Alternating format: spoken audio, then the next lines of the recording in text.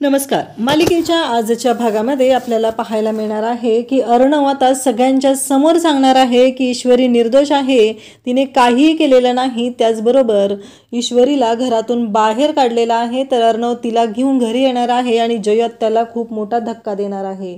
त्याचबरोबर आपल्याला पाहायला मिळणार आहे की ईश्वरीला आता राकेशकडे तो मास्क सापडणार आहे. म्हणजे ज्या व्यक्तीने ईश्वरीला किडनॅप केलेलं होतं तो मास्क आता राकेशकडे सापडणार आहे आणि तेव्हा ईश्वरी मात्र इकडे राकेशची वाट लावणार आहे. ते आपल्याला या व्हिडिओमध्ये पाहायला मिळणार आहे. त्यासाठी हा व्हिडिओ शेवटपर्यंत पहा. तर इकडे ईश्वरी आता घरी आलेली असते. नम्रता वाट बघत असते आणि नम्रता इशू आल्या तिला जवळ घेऊन तिला मिठी मारू लागते. कारण नम्रताला पण खूप काळजी वाटत असते. इशू कुठे गेले, नक्की काय झाले, असे अनेक प्रश्न नम्रतालाही पडलेले असतात आणि त्यामुळं नम्रता तिची वाटच बघत असते. 2 दिवस झालं इशू अजून आलेली नाही. त्या दिवशी आईस्क्रीम आणायला पार्टीमधून ती गेली होती, तिचा पत्ताच लागत नव्हता. त्यामुळं खूपच काळजी वाटत होती. त्याचबरोबर आपल्याला पाहायला मिळतं की राकेश तिथं आलेला असतो आणि राकेश पाहतो ईश्वरी घरी आलेली आहे. मग आता त्याचं नाटक त्याला सुरू करायचं असतं आणि राकेश ईश्वरीकडे पाहत असतो. त्याचबरोबर आपल्याला पाहायला मिळतं की राकेशच्या डोक्यात विचार सुरू झालेले असतात की ही इंदोरी जिलेबी आता आलेली आहे, आता तिला काही करून मी माझ्या तावडीत घेणार आहे. तर इकडे आजी मात्र खूप चिडलेली असते. आजी म्हणत असते की मी आता स्वतः जाणार आहे आणि मी अर्णवला शोधायला जाणार आहे. असं म्हणत आजी अर्णवला शोधण्यासाठी आता बाहेर पडत असते. तेव्हा अंजली त्याचबरोबर घरातील सगळेजण, अविनाश मामा, सगळे आजीला म्हणत असतात की असं नको करू, पोलीस तपास करत आहेत. पण आजी म्हणत असते की 48 तास झाले तरीही अजूनपर्यंत मला कळलेलं नाही की कुठं आहे माझी मुलगी, कुठं आहे माझा नातू आणि कुठं आहे ईश्वरी, याबद्दल काहीही कळलेलं नाही. त्यामुळं मला आता स्वतःला शोध घेतला पाहिजे. आणि तेवढ्यातच आजीला आवाज येतो आणि अर्णव आलेला दिसतो. अर्णव आलेला पाहून आजीला खूप छान वाटत असतं, कारण फायनली अर्णव घरी आलेला असतो. आणि आजी मात्र इकडे पाहत असते आणि आजीला धक्का बसलेला असतो. आजी म्हणत असते की अर्णव खरंच आलेला आहे. आजीला विश्वासच बसत नसतो. त्यानंतर आपल्याला पाहायला मिळतं की अंजली आणि आजी यांच्या डोळ्यातून दोघींच्याही पाण्याच्या धारा वाहू लागतात. कारण जवळजवळ 2 दिवस झाले अर्णव घरातून गायब होता, तो सापडत नव्हता. अचानक काय झालं, लाईट्स ऑफ झालेल्या होत्या. लाईट्स ऑफ झालेल्या तो बघायला अर्णव गेला आणि तो परत आलेलाच नाही. यामुळे या दोघींनाही काळजी वाटत असते. आणि त्यासोबतच आपल्याला पाहायला मिळतं की जेव्हा या सर्व गोष्टी घडत असतात तेव्हा मात्र इकडे आजीला अर्णव म्हणत असतो, अगं आजी शांत हो बरं, मी आलोय ना, आता काळजी नको करू. आणि मग अंजली पण रडत असते. तेव्हा तो म्हणत असतो की ताई मी आलोय ना, नको ना रडू, आता मी आहे ना, असं म्हणत अर्णव तिचीही समजूत घालत आहे, सांगत आहे. आणि त्यासोबतच आपल्याला पाहायला मिळतं की अर्णव त्या दोघींनाही समजवत असतो. आणि इकडे मामी मात्र उभी असते आणि मामी म्हणत असते की अरे मला पण आता अस्वगाळायचं नाटक करावं लागणार आहे. अर्णव त्या दोघींनाही जवळ घेत आहे, रडत आहे आणि त्या दोघींचीही समजूत घालत आहे. त्यांना सांगत आहे की काळजी करू नकोस, आता मी परत आलोय ना, काही नाही झालेलं. पण आजी मात्र तेवढ्यातून पण इकडे विचारू लागते की ईश्वरी कुठं आहे, ईश्वरी कशी आहे. हे विचारल्यानंतर मात्र आजीला अर्णव सांगतो की हो ईश्वरी ही ठीक आहे, ती माझ्यासोबतच होते आणि तिला मी घरी सोडलेलं आहे, असंही अर्णव सांगत असतो. त्यासोबतच इकडे अर्णवच्या डोक्यात विचार सुरू असतात आणि त्याच वेळेस मामी तिथं असते. आणि मामी मात्र म्हणायला सुरुवात करते की त्या मुलीने तुला किडनॅप केलं होतं ना, कारण आम्हाला वाटतच होतं की ती मुलगी आहे तशी, कारण पहिल्यांदाच मी तिला बघितलं होतं, त्याच वेळेस मी तिला ओळखलेलं होतं, असं मामी सांगत असते. तेव्हा अर्णव म्हणत असतो, काय बोलतेस तू हे मामी, अगं तिनं मला काही केलेलं नाही आहे, तिनं स्वतः किडनॅप झालेली होती, तिला सोडवायला मी गेलेलो आहे तिथं आणि ती मला कशाला किडनॅप करेल, काही काय बोलते तू, असं म्हणत तो मामीला शांत करत असतो. तेव्हा मात्र वल्लरी म्हणते, मी चुकीचं काय बोलते, जे मीडियामध्ये दाखवलं जाते, जे TV वर दाखवलं जाते तेच तर मी बोलत आहे, असं वल्लरी सांगत असते. तेव्हा मात्र इकडे अर्णव म्हणत असतो की मामी हे पूर्णपणे चुकीचं आहे, असं काहीही झालेलं नाही, मला कोणीही किडनॅप केलेलं नव्हतं आणि मी सुखरूपपणे घरी आलेलो आहे. आकाश त्याचबरोबर मामा मामीला म्हणत असतात की जरा शांत राहा गं, जरा आत्ताच तो आलेला आहे ना, त्याला आधी श्वास तरी घेऊ दे. आणि तेवढ्यातच आता मामीने सांगितल्यामुळं अर्णव TV लावतो आणि TV वर पाहतो तर सगळीकडे TV वर न्यूज असतात. त्या म्हणजे अर्णव राजशिर्के यांना त्या इंदोरच्या मुलीने किडनॅप केलेलं आहे. आणि ही मुलगी बघा किती साधी सोपी वाटत असली तरीही तिने ती किडनॅप केलेला आहे. आणि त्याचबरोबर पुढची न्यूज अशी असते की जो राशेकर फॅशनवाला आहे, जो अर्णवचा विरोधी आहे, तो म्हणत असतो की मला असं वाटतंय की प्रत्येक वेळेस त्याच मुलीला का टार्गेट केलं जातं आहे. नक्कीच त्याच्यामध्ये काहीतरी प्रॉब्लेम असणार आहे आणि हे सगळं जे घडत आहे हे AR यांच्यामुळेच घडत आहे. उलट माझं तर म्हणणं असं आहे की ARनेच त्या मुलीला काहीतरी केलं असणार आहे. हे सगळं चालू असतं आणि तेव्हा मात्र इकडे अर्णव त्या न्यूज पाहून खरंच त्यालाही धक्का बसलेला असतो, कारण खूपच उलटसुलट सगळ्या बातम्या पोहोचलेल्या असतात आणि त्या बातम्या दिल्या जात असतात. त्यावेळेस अर्णव म्हणत असतो हे सगळं काय आहे, कारण ईश्वरीने काहीही केलेलं नाही आहे, आम्ही कोणत्या परिस्थितीत अडकलेलो होतो याची कोणालाच कल्पना नाही आणि हे सगळं काय होतं आहे. काहीही झालं तरीही ईश्वरी याच्यामध्ये दोषी नाही आहे, त्याचबरोबर मीही स्वतः दोषी नाही आहे असं अर्णव सगळ्यांना सांगत असतो. त्या बातम्या बघितल्यानंतर त्यालाही खूप मोठा धक्का बसलेला असतो आणि त्या बातम्यांमध्ये उलटसुलट सांगितलं जात असतं. म्हणजे इकडे लावण्याने हा सगळा डाव खेळलेला असतो. अर्णव तिला ती त्याची मैत्रिणी करून घेत नाही या गोष्टीचा राग मात्र तिला आलेला असतो आणि त्याच गोष्टीचा राग तिने काढत असते आणि तिला प्रत्येक वेळेस असं वाटत असतं की ही ईश्वरी देसाई जी आहे ती अर्णवच्या खूप जवळ जाण्याचा प्रयत्न करत आहे. तिची तेवढी लायकीही नाही आणि तरीही ती अर्णवच्या जवळ जात आहे. ही गोष्ट मात्र तिला आवडलेली नसते आणि म्हणूनच तिनं हे सगळं करत असते. त्यासोबतच इकडे आता नम्रता या ईश्वरीला विचारत असते की काय झालं ईशू, नक्की कुठं होतीस तू, काय प्रॉब्लेम झालेला आहे. हे सगळं जेव्हा चालू असतं आणि तेव्हा मात्र ईश्वरी सांगत असते की ताई खूप मोठ्या प्रॉब्लेममध्ये मी अडकलेली होती, तुला काय सांगू आता सांग, मला कळतच नाही आहे हे सगळं काय घडत होतं. आणि ती म्हणत असते की ताई यातून मी निर्दोष सुटलेली आहे, या सगळ्यातून आज जिवंतपणे इथं आलेली आहे ती फक्त आणि फक्त अर्णव सरांमुळे ना आपल्या गणूबाप्पामुळे, नाही तर माझी अवस्था काय झाली असती ना त्याचा विचारही करू शकत नाही. तेव्हा इकडे इशूला काळजी वाटत असते की मागच्या वेळेस ते प्रकरण झालं, पण मला ना आता आईबाबांची काळजी वाटते आणि आईबाबांना हे जर कळलं तर, कारण TV वरती सगळ्या उलटसुलट बातम्या येत आहेत. तेव्हा इकडे नम्रता सांगते की नको काळजी करू नको, आईबाबा कुंभमेळ्याला प्रयागराजला गेलेले आहेत, त्यामुळं काळजी करायची गरज नाही असं ती बोलत असते.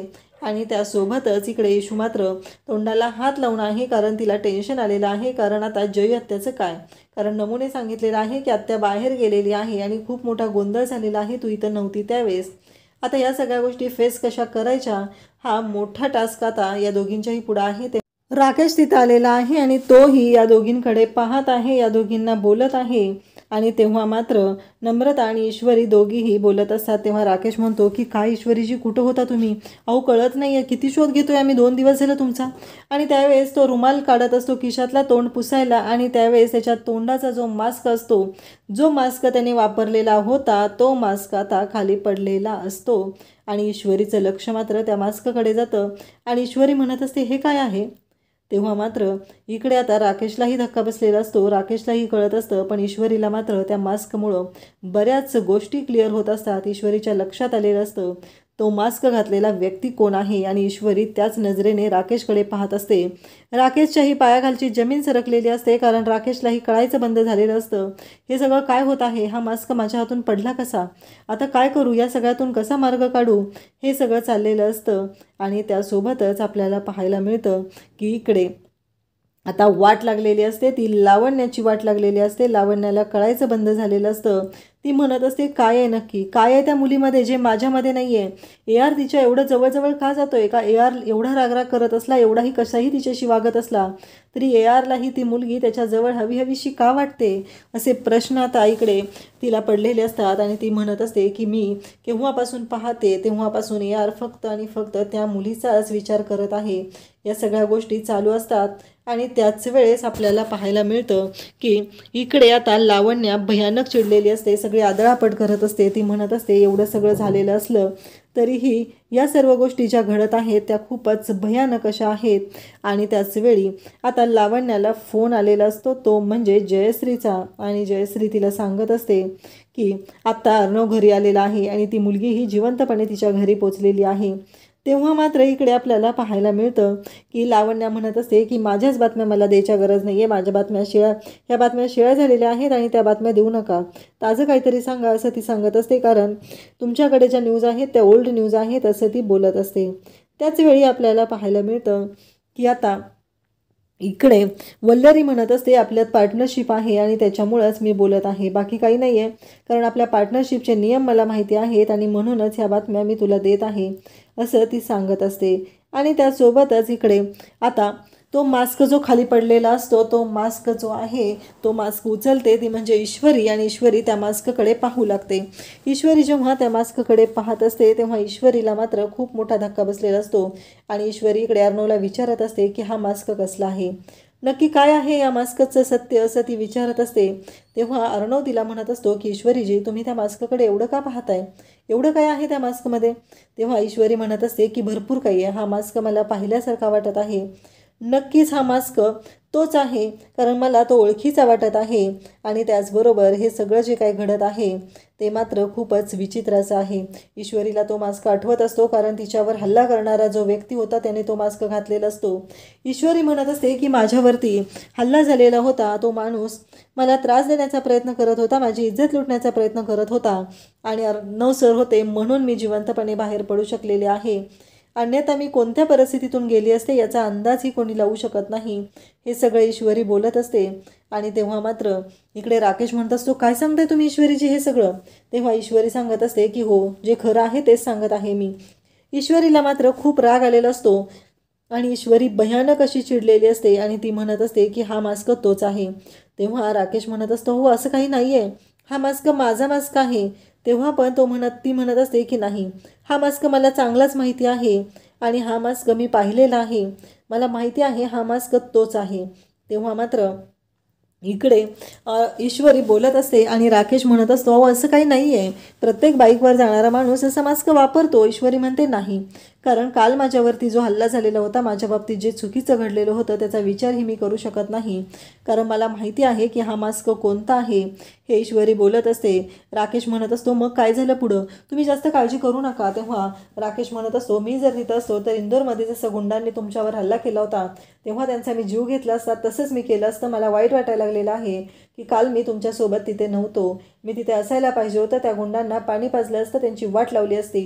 तेव्हा मात्र ईश्वरी म्हणत असते हो अर्णव सरांनीही त्यांची धुलाई केलेली आहे आणि आज मी तुमच्या समोर जी आहे ती फक्त आणि फक्त अर्णव सरांमुळे आहे.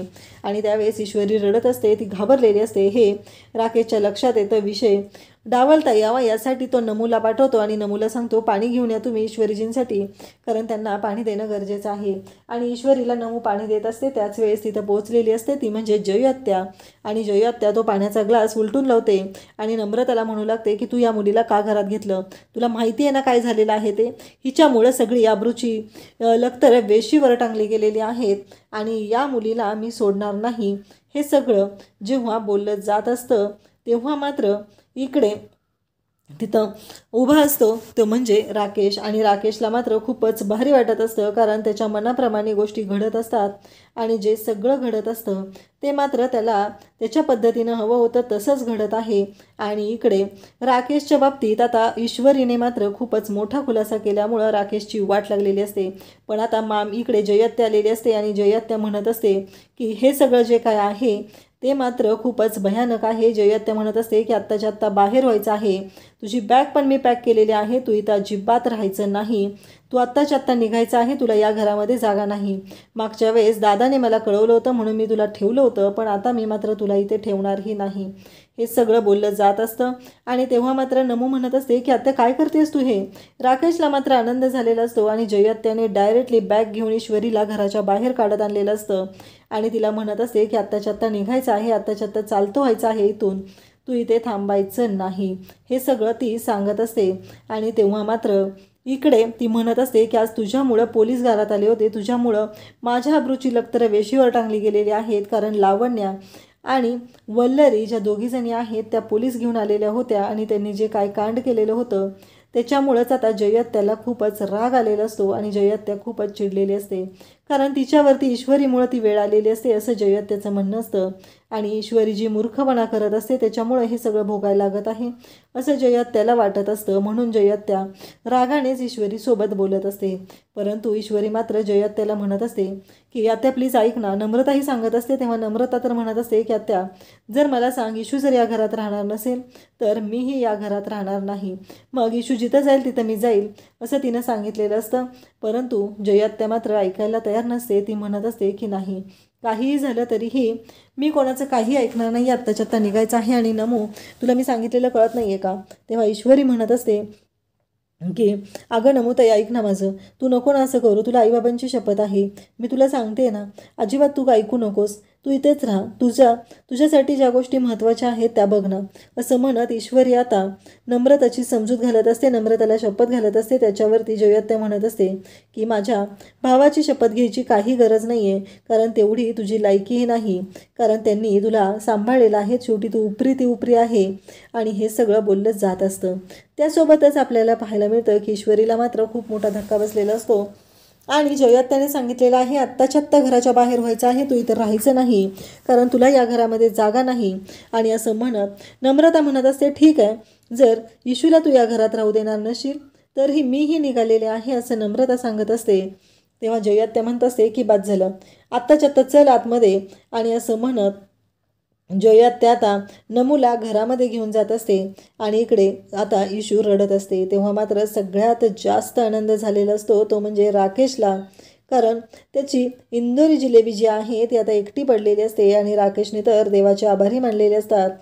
कारण राकेशचं असं म्हणणं असतं की हे सगळं जे काय घडलेलं आहे ते खूपच माझ्या पत्त्यावर पडण्यासारखं आहे. आणि त्यामुळं आता मी शांत राहणार नाही असं राकेशने ठरवलेलं असतं. त्यासोबतच आपल्याला पाहायला मिळतं की इकडे राकेश तिला म्हणत असतो की ईश्वरीजी मी तुम्हाला असं एकटं पडू देणार नाही. जेव्हा माझ्यावर वाईट वेळ आलेली होती तेव्हा मात्र तुम्ही माझ्या पाठीशी खंबीरपणे उभा राहिलेला होता. मला आधार दिलेला होता. मला घर दिलेलं होतं. पण आता तुमच्यावर वेळ आलेली आहे तर तुम्ही माझ्या रूममध्ये चला. कारण जयत्याने तर स्पष्टपणे राकेशला सांगितलेलं असतं की तुम्ही किरायतदार आहात आणि तसंच राहा. कारण काही झालं तरीही तुमचा आमच्याशी काहीही संबंध नाही. एवढ्या स्पष्ट शब्दात जयत्याने राकेशचा माज उतरवलेला असतो. आणि त्याचबरोबर ईश्वरी म्हणत असते की राकेशजी थांबा, तुम्ही शांत व्हा. अजिबात मला तुमच्याबरोबर कुठेही यायचं नाही. तुम्ही जर माझा आदर करत असाल तर आता मी जे काय सांगत आहे ते ऐकून घ्या. आणि मला तुमच्यासोबत येण्यासाठी आग्रह करू नका. मला आत्याने घराच्या बाहेर काढलेला आहे तर तो माझा प्रश्न आहे. आणि तो कशा पद्धतीनं हँडल करायचा ते माझी मी बघेल. असं म्हणत ईश्वरीने आता राकेशचा प्लॅन उधळून लावलेला असतो. ईश्वरीने राकेशची वाट लावलेली असते. त्याचबरोबर उद्याच्या भागामध्ये आपल्याला पाहायला मिळतं ईश्वरी मंदिराच्या तिथे पायऱ्यांवरती बसलेली असते. तर अर्णव आणि त्याचबरोबर इकडे लावण्या दोघंही निघालेले असतात. त्याला दिसतं की अंधाऱ्या रात्री ईश्वरी तिथं रस्त्यावर बसलेली आहे. आणि तेव्हा मात्र अर्णव गाडीतून उतरतो आणि ईश्वरीकडे जाऊ लागतो. ईश्वरीला तो म्हणत असतो की तुम्हाला कळतंय का मी सिंदूर, एवढ्या रात्री तुम्ही इथं थांबलेले आहात. आज जर पुन्हा काय झालं तर मी तुम्हाला वाचवायला येणार नाही. तेव्हा ईश्वरी म्हणत असते की ऐकून घ्या सर, तुम्ही फक्त बोलतच राहता, समोरच्याचं ऐकत नाही. आणि मग तो म्हणतो की बोला काय झालेलं आहे. तेव्हा मात्र ईश्वरी त्याला सांगू लागते की माझ्या आत्याने मला घरातून बाहेर काढलेलं आहे. त्यामुळं मला इथं रस्त्यावर राहण्याची वेळ आलेली आहे. काल जो प्रसंग घडलेला होता त्यामुळं खूप मोठ्या गोष्टी झालेल्या आहेत आणि मला माझ्या आत्याने घराच्या बाहेर काढलेलं आहे. अर्णव जेव्हा हे सगळं ऐकतो तेव्हा त्याला धक्का बसतो. तो म्हणत असतो चला माझ्यासोबत चला, तुम्हाला घरी नेऊन सोडायला मी तयार आहे. तेव्हा लावण्याला कळायचं बंद झालेलं असतं. कारण लावण्याच्या तर ही डोक्याच्या बाहेरची गोष्ट घडलेली असते. कारण अर्णव अजूनही त्या मुलीची एवढी बाजू घेत आहे. आता इकडे आत्याचा दरवाजा वाजवला जातो. तेव्हा आत्या घरात असते आणि ती दरवाजा उघडायला बाहेर येते. आणि त्यासोबतच जेव्हा ती दरवाजा उघडते तेव्हा अर्णव आणि त्याचबरोबर आलेले असतात ते म्हणजे ईश्वरी. आणि ते दोघंही तिथे आलेले असतात. आणि मग अर्णवला पाहून ती म्हणते तुम्ही. तेव्हा त्याच्या पाठीमागून ईश्वरी आलेली असते. ती म्हणते यांना घेऊन आलीस का आता, मी तुला घरातनं बाहेर काढलं तर. अर्णव म्हणतो की एक मिनिट, तिने मला इथं आणलेलं नाही आहे तर मी तिला इथे घेऊन आलेलो आहे. तुम्ही काहीतरी गैरसमज करून घेत आहात असं अर्णव तिला सांगत असतो. जया त्याला म्हणत असतो की तुमचा काहीतरी गैरसमज होतोय. ईश्वरीने मला इथं आणलेलं नाही तर मी तिला घेऊन आलेलो आहे. आणि तुम्ही तिला असं घरातून बाहेर काढू शकत नाही. कारण याच्यामध्ये ईश्वरीची काहीही चूक नाही असं स्पष्टपणे इकडे अर्णवने सांगितलेलं असतं. आणि तेव्हा मात्र जयात्याला खूप राग आलेला असतो. जयात्या म्हणत असते की बाद झालं, आत्तापर्यंत तुझं खूप ऐकलेलं आहे. आत्ताच्या आत्ता चालती हो या घरातून. तुला या घरामध्ये जागा नाही, तेव्हा अर्णव म्हणत असतो की तुम्ही कोणत्या बेसिसवर यांना घराच्या बाहेर काढत आहात, तुम्ही यांना घराच्या बाहेर काढू शकत नाही असं स्पष्टपणे अर्णव सांगत आहे आणि ईश्वरी याच घरात राहणार असंही त्याने ठणकावून सांगितलेलं आहे. जयात त्याची मात्र वाट लागलेली आहे. अशाच अपडेट्ससाठी चॅनलला सबस्क्राईब करा. थँक्यू.